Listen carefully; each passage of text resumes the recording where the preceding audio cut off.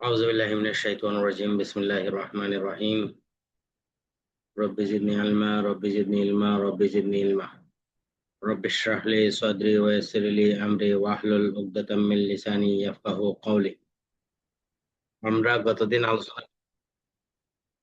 গতদিন আলোচনা করছিলাম হচ্ছে সাক্ষ্য আইনের 44 ধারা পর্যন্ত এবং গতদিন সাক্ষ্য আইনের 1 হতে 44 পর্যন্ত প্রশ্ন আলোচনা হয়েছে। যারা উপস্থিত থাকতে পারছেন তো আলহামদুলিল্লাহ, যারা উপস্থিত থাকতে পারেন নাই আপনাদের জন্য অগ্রিম শুভকামনা। কালকেই জানানো হয়েছে, কারণ যে প্রশ্নগুলো মনে হয় যে একবার করা হয় এগুলা কিন্তু আর বারবার আসে না, কারণ আমাদের সময় যেহেতু অল্প, অথবা আমরা পিছনে ফিরে যাওয়ার আর কোনো সুযোগ নাই। তাহলে আজকে আমরা আলোচনা করব হচ্ছে সাক্ষ্য আইনের 45 ধারা থেকে। তৃতীয় পক্ষের অভিমত যখন প্রাসঙ্গিক হয়, তাহলে সাক্ষ্য আইনের 45 ধারা হচ্ছে বিশেষজ্ঞের অভিমত। বিশেষজ্ঞের অভিমত 45 ধারা মোতাবেক প্রাসঙ্গিক যখন বিদেশি আইন, কোনো প্রশ্ন বা বিজ্ঞান, বিশেষজ্ঞ কি কি বিষয়ে অভিমত দিবেন। 45 ধারা বিদেশি আইন সম্পর্কে যখন কোনো প্রশ্ন হয়, বিজ্ঞান, চারুকলার প্রশ্নে, হস্তাক্ষর, টিপসই শনাক্তের প্রশ্নে আদালতকে যখন কোনো অভিমত গ্রহণ করতে হয়, তখন সেই বিষয়ে পারদর্শী ব্যক্তিদের অভিমত প্রাসঙ্গিক হবে। উক্ত সকল লোককে বিশেষজ্ঞ বলা হয়। তাহলে এই সব বিষয় সম্পর্কে যারা অভিমত প্রদান করে তাদেরকে কি বলা হয়? বিশেষজ্ঞ বলা হয়। যেমন আমরা উদাহরণ দিতে পারি, একটা বিষক্রিয়ার ফলে কোনো ব্যক্তির মৃত্যু হয়েছে কিনা, তাহার লক্ষণ দেখে যদি মনে হয় যে বিষক্রিয়ায় মৃত্যু হয়েছে, তাহলে বিশেষজ্ঞের অভিমত প্রাসঙ্গিক। যেমন বিষক্রিয়ার ফলে মৃত্যু হলে কি হবে? মুখ দিয়া ফেনা ঝরবে, তার সমস্ত শরীর নীল বর্ণ আকার ধারণ করবে। এইগুলা সম্পর্কে যখন কোনো ব্যক্তি মতামত বা অভিমত শেয়ার করবে, এবং তার এই অভিমতটা 45 ধারা মোতাবেক প্রাসঙ্গিক হবে। বোঝা গেছে?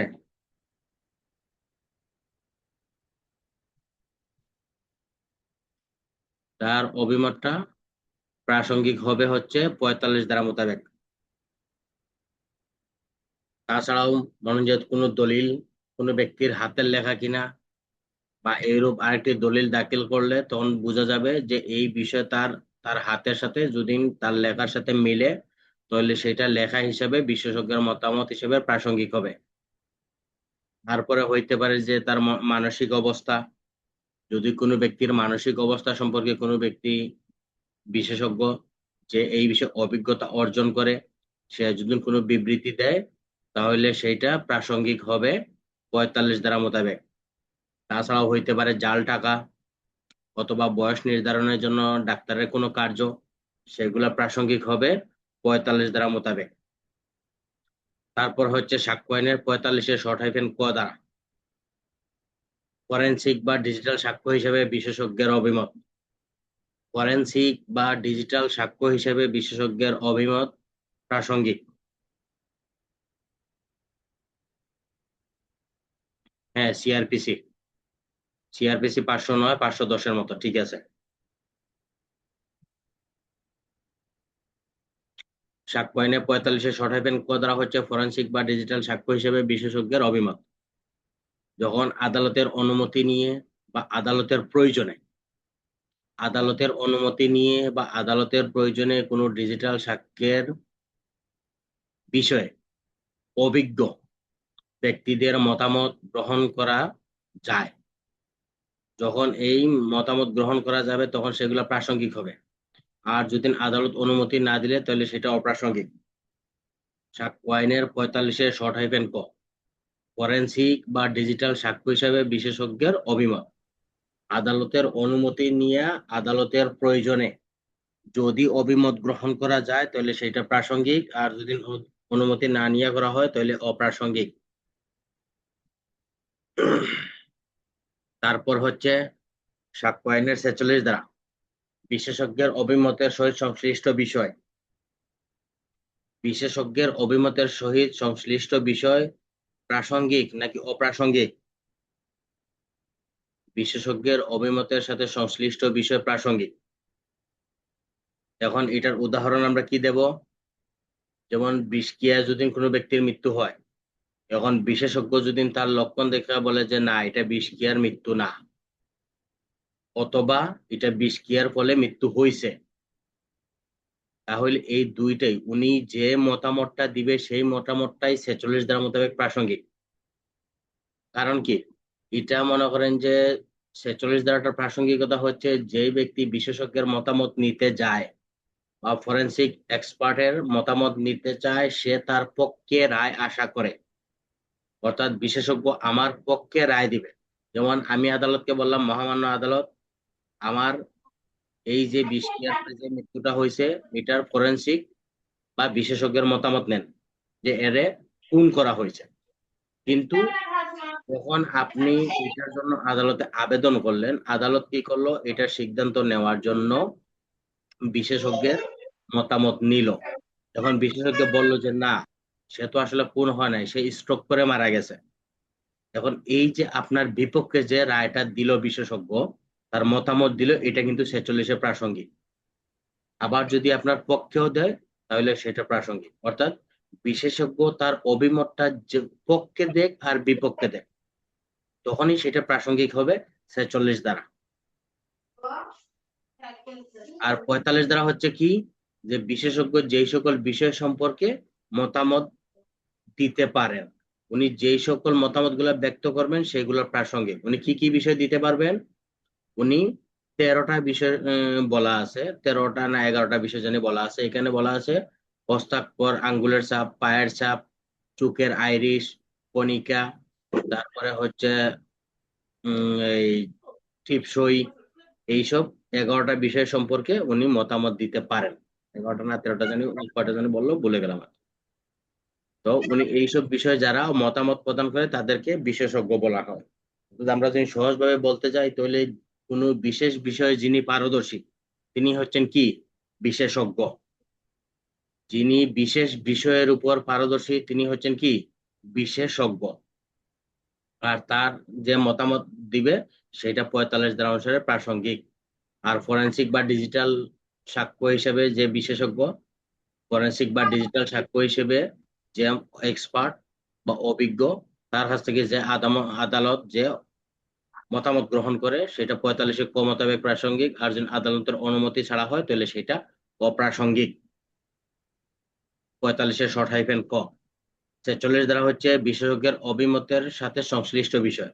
অর্থাৎ আপনি যে বিষয়ের উপর বিশেষজ্ঞের মতামত নিতে চাচ্ছেন, এই মতামতটা যদি পক্ষে বা বিপক্ষে যেটাই হোক, বিশেষজ্ঞ যেই মতামতটা দিবে, এখন যদি কোনো মৃত্যুর সম্পর্কে হয়, এখন আপনি দাবি করলেন যে এটা হচ্ছে খুন, কিন্তু বিশেষজ্ঞ বললো যে না এটা খুন না, সে স্ট্রোক করে মারা গেছে বা দুর্ঘটনার ফলে মৃত্যু হয়েছে, তাহলে সেটা কিন্তু প্রাসঙ্গিক হবে 46 দ্বারায়।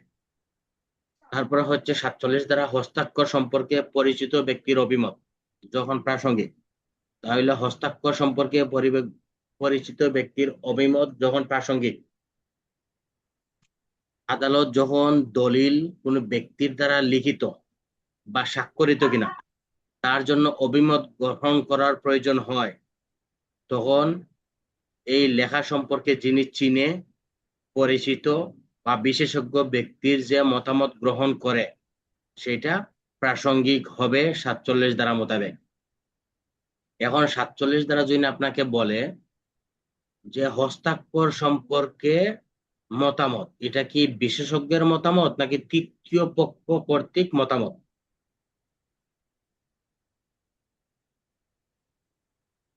যদি আপনাকে 47 ধারায় বলে যে হস্তাক্ষর সম্পর্কে বা দলিলের লেখা সম্পর্কে যদি কোনো ব্যক্তিকে শনাক্ত করার জন্য কোনো বিশেষ বিষয়ে বিশেষ ব্যক্তির, পরিচিত ব্যক্তির যদি অভিমত গ্রহণযোগ্য নেওয়া হয়, তাহলে সেটা কি বিশেষজ্ঞ হবে নাকি তৃতীয় পক্ষ ব্যক্তির মতামত হবে? স্যার তৃতীয় পক্ষ ব্যক্তির মতামত হবে। তৃতীয় পক্ষ ব্যক্তির মতামত হবে। তৃতীয় পক্ষ ব্যক্তির মতামত হবে কেন? এটা উনি বিশেষজ্ঞ না, অন্য কেউ লেখছে এরকম আর কি।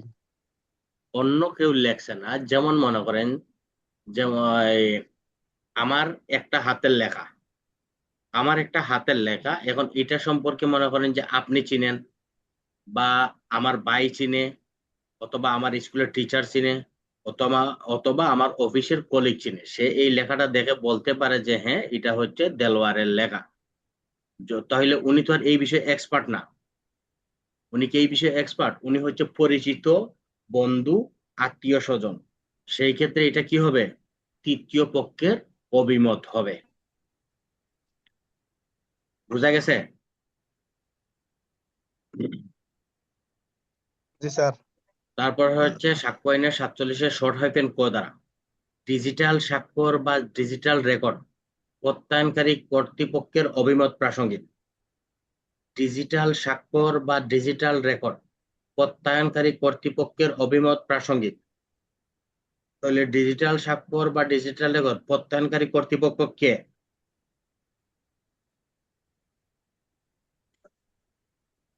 ডিজিটাল স্বাক্ষর বা ডিজিটাল এক্সপার্ট রেকর্ড। ব্যক্তি। হ্যাঁ, এক্সপার্ট ব্যক্তি। এক্সপার্ট ব্যক্তি। না, এটা এক্সপার্ট ব্যক্তি না।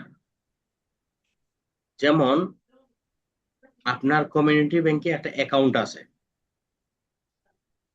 কমিউনিটি ব্যাংকে আপনার অ্যাকাউন্ট আছে, এখন আপনি কমিউনিটি ব্যাংকে একটা চেক আনতে গেলেন, বা আপনার চেকের অপর পৃষ্ঠায় যে আপনি যে স্বাক্ষর দিয়ে দিলেন, এই স্বাক্ষরটা যখন কমিউনিটি ব্যাংক মিলিয়ে দেখলো যে হ্যাঁ তার ব্যাংকের সইয়ের সাথে এই সই মিল আছে, তখন সে বলল যে হ্যাঁ ঠিক আছে, এটা হচ্ছে কি নুরুল ইসলামের স্বাক্ষর। তাহলে সে কি বিশেষজ্ঞ হইল?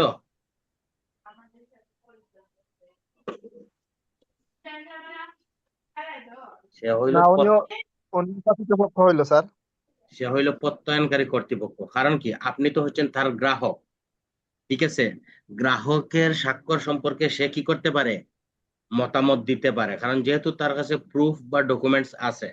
সেই ক্ষেত্রে সে তার গ্রাহক সম্পর্কে যে মতামতটা দিবে, তখন সেটা প্রাসঙ্গিক হবে 47-এর শর্ট হাইফেন ক দ্বারা মোতাবেক। আর ডিজিটাল স্বাক্ষর বা ডিজিটাল রেকর্ড সম্পর্কে কোনো বিশেষজ্ঞ মতামত দিতে পারে না। এটা দিতে হয় সংশ্লিষ্ট যেই দপ্তর আছে, সেই দপ্তরের ব্যক্তি এটা সম্পর্কে মতামত দিতে পারেন।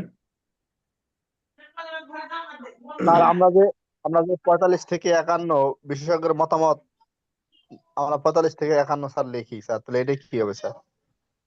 45 থেকে 51 বিশেষজ্ঞের মতামত এরকম তো কোনো জায়গায় তো বলা নাই ভাই।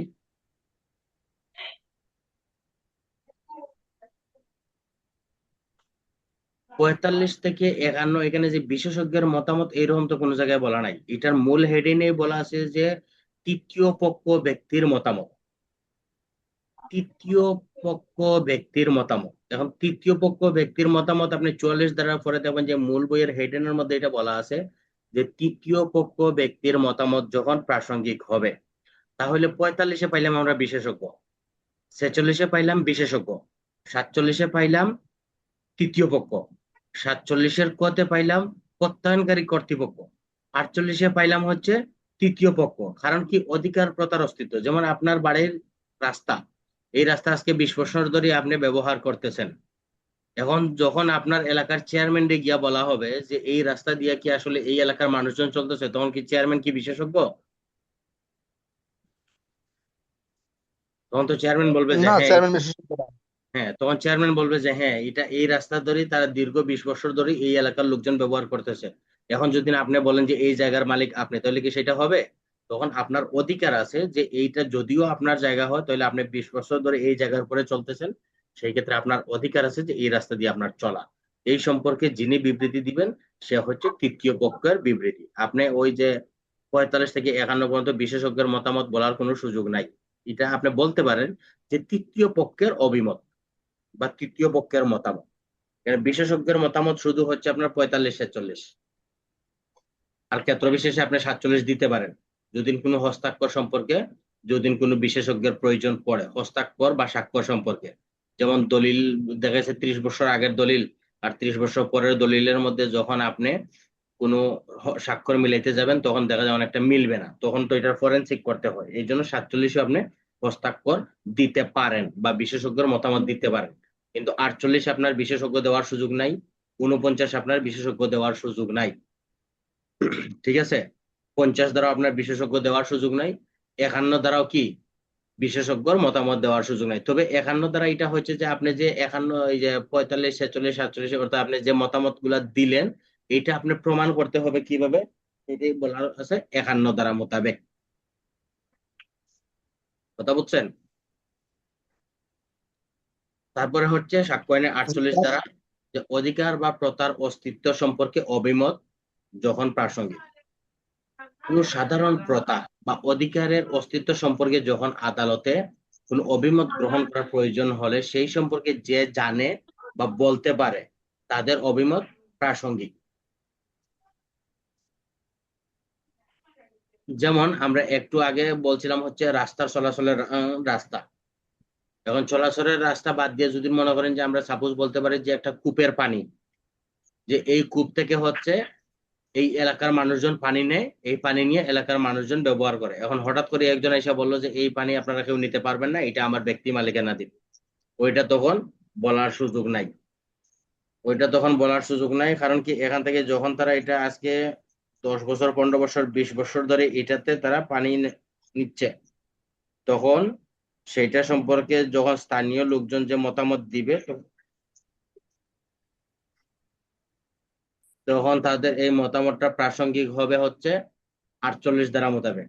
আবার সেটা মসজিদ হইতে পারে, আবার মনে করেন যে সেটা পুকুর হইতে পারে, অথবা রাস্তা হইতে পারে। যেমন একটা মসজিদে এই এলাকার 10 গ্রামের মানুষ নামাজ পড়ে, এখন যদি আপনি হঠাৎ করে বলেন যে না এই গ্রামের লোকজন এই মসজিদে নামাজ পড়তে পারবে না, তখন সেটা হবে না। কারণ কি আজকে 10 গ্রামের মানুষ যেহেতু এই 20 বছর ধরে, 5 বছর ধরে এই মসজিদে নামাজ পড়তেছে, তখন সবাই এটার মধ্যে তাদের অধিকার আছে, অতএব তারা এখানেই নামাজ পড়বে। এবং এটা তখন যে এই বিষয়ে কোনো বিবৃতি দিবে যে হ্যাঁ আমি জানি বা আমি দেখছি এই বিষয়ে 20 বছর ধরে এখানে সবাই নামাজ পড়তেছে, তখন তার এই মতামতটা 48 ধারা মোতাবেক প্রাসঙ্গিক হবে। তারপরে হচ্ছে সাক্ষ্য আইনের 49 ধারা, প্রচলিত রীতি, মতবাদ ইত্যাদি সম্পর্কে যখন কোনো অভিমত গ্রহণ করা হয় তা প্রাসঙ্গিক। যখন আদালত কোনো মানুষ, পরিবারের রীতি বা ধর্মীয় প্রতিষ্ঠান পরিচালনা বা বিশেষ জেলা, বিশেষ শ্রেণীর মধ্যে শব্দ ব্যবহৃত শব্দের অর্থ সম্পর্কে জানার প্রয়োজন হয়, তখন এই বিষয়ে যাদের জ্ঞান আছে তাদের অভিমত প্রাসঙ্গিক হবে। এই বিষয়ে যাদের জ্ঞান আছে তখন তাদের মতামত প্রাসঙ্গিক হবে। যদি এটার উদাহরণ দিতে চাই, যেমন বিশেষ এলাকায় বিশেষভাবে কিছু শব্দ ব্যবহার হয়, যেমন চট্টগ্রামে বলে বদ্দা গম আসনি। এখন আমরা যদি মনে করি যে বদ্দা গম এখন পাবো কই, এখন গম তো আমরা, তো গম তো সবাই জানি আমরা খাই। এখন চট্টগ্রামের লোক যারা এই বিষয়ে জানে তাদের জন্য জিজ্ঞেস যে বদ্দা গম আছেন, তখন সে বলবে যে বদ্দা ভালো আছেননি। সে তো এই বিষয়ে জানে যে বদ্দা ভালো আছেননি, সেটাই বুঝাইছে বদ্দা গম আসেননি। তাহলে চট্টগ্রামের লোক এই বিষয়ে জানে। তারপরে মনে করেন যে এই যে নুরুল ইসলাম ভাই, আপনি মালিতে ছিলেন, তখন মালিতে মনে হয় যে আপনি বলছেন যে মুনামি সব সব।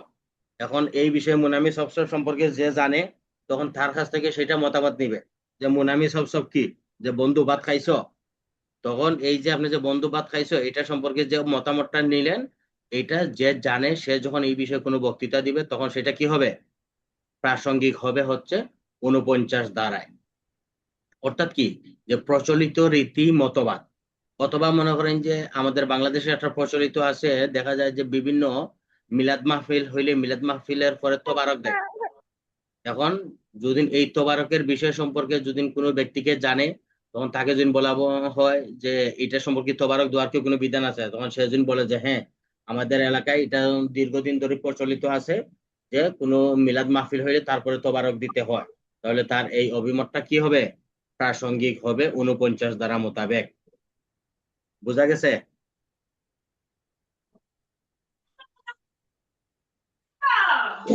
তারপরে হচ্ছে সাক্ষ্য আইনের 50 ধারা, আত্মীয়তা সম্পর্কে অভিমত যখন প্রাসঙ্গিক। যখন এক ব্যক্তির সাথে অপর ব্যক্তির সম্পর্কের বিষয়ে আদালতে অভিমত গ্রহণের প্রয়োজন হয়, তখন পরিবারের সদস্য বা বন্ধু বা প্রতিবেশী যারা এই বিষয়ে জানে বা অবগত আছে তাদের অভিমত আদালতে প্রাসঙ্গিক।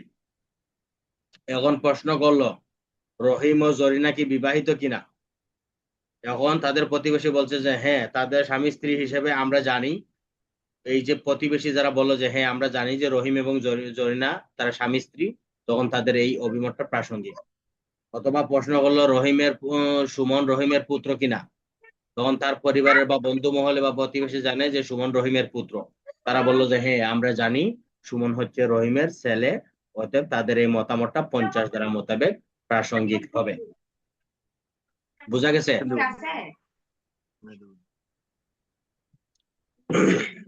তারপর হচ্ছে সাক্ষ্য আইনের 51 ধারা। মতামতের হেতু যখন প্রাসঙ্গিক। মতামতের হেতু যখন প্রাসঙ্গিক, যখন কোনো বিষয় সম্পর্কে জীবিত ব্যক্তির কোনো অভিমত বা মতামত প্রদান করে, উক্ত ব্যক্তি তা পরীক্ষা নিরীক্ষা করে প্রমাণ করে দিতে হবে। কোনো বিষয় সম্পর্কে যখন কোনো জীবিত ব্যক্তি কোনো অভিমত বা মতামত প্রদান করে, উক্ত ব্যক্তি তা পরীক্ষা নিরীক্ষা করে প্রমাণ করে দিতে হবে। যেমন আপনাকে প্রশ্ন করলো যে আপনি যে এই বিষয়টা যে মতামত দিলেন, বা আপনি যে এই এক্সপার্ট, বা আপনি 45 দ্বারা যে মতামত দিলেন বা 47 দ্বারা যে আপনি মতামত দিলেন, আপনি এটা কিভাবে দিলেন, আপনি সেটা প্রমাণ করে দেখাবেন যে মহামান্য আদালত, এই যে দেখেন আমি এটা এইভাবে এটা প্রমাণ করছি, এটা তার স্বাক্ষর করে। তাহলে আমরা সাক্ষ্য আইনের 45 থেকে 51 ধারা পর্যন্ত পাইলাম যে তৃতীয় পক্ষ ব্যক্তির মতামত যখন প্রাসঙ্গিক হয়। এখন এই তৃতীয় পক্ষ ব্যক্তির মতামত কে নিবে?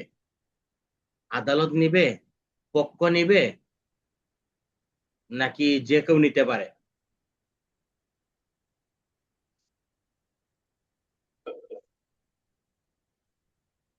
কথা বলেন। স্যার আদালত নিবে। আদালত নিবে। আদালত কি জন্য এই মতামত নিবে? মামলা সত্য মিথ্যা প্রমাণ করার জন্য। আদালতের প্রয়োজনে। আদালত মতামত নেবে কি জন্য?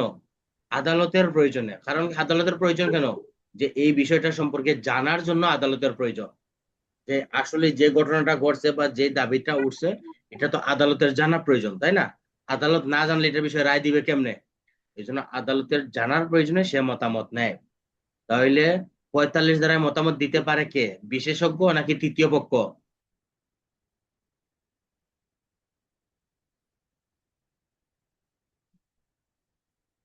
প্রশ্নের উত্তর দিয়েন ভাই, সময় কম।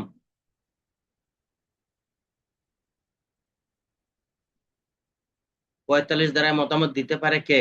বিশেষজ্ঞ নাকি তৃতীয় পক্ষ?